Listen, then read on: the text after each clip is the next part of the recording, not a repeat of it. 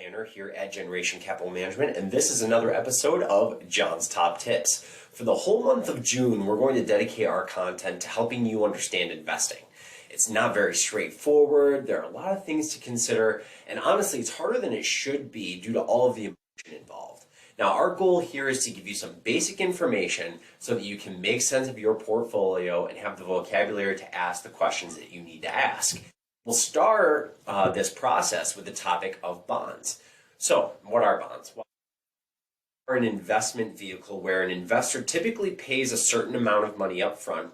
The issuer of the bond takes the money that the investor pays to fund a particular project, and in return, the issuer of the bond pays the investor a rate of interest either on a regular basis or at the time of maturity. Now, in addition to receiving that interest over time, the owner of the bond at the time of maturity also receives back the original amount of money that they gave to the issuer for that bond.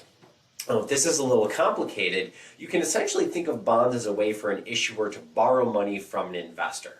Just like paying interest to a bank, the issuer has to pay interest to the investor for the right to use that money during that period of time.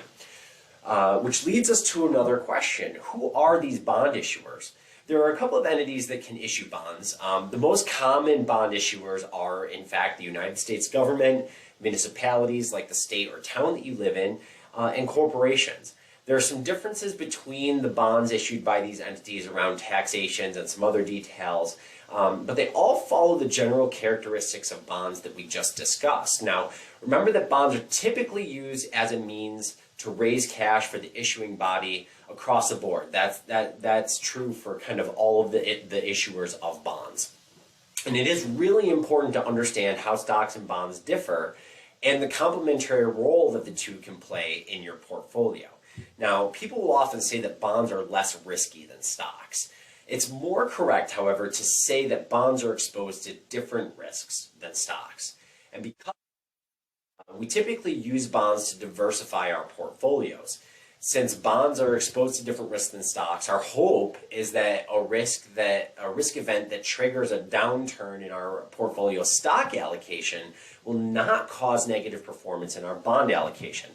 One of the primary considerations when looking at bonds is the credit quality of the issuer of that bond. So whoever's selling us or whoever's borrowing our money from us, we have to take a look at the quality of that issuer. Most issuers are rated by bond rating agencies like S&Ps and Moody's, and this can give investors a general idea about the overall likelihood that that issuer will be able to satisfy their payment obligation to that investor. And because remember, the investor has that entire original investment at stake that they're supposed to get back at the end of the bond. And that, my friends, is a little crash course on bonds. If you have any questions, feel free to send me an email. My email address, as always, is jhowe@gencapmgmt.com. I'll be happy to clear up any questions that you might have about investments in general, bonds, mutual funds, stocks, anything that's on your mind. Just shoot me a message and let me know.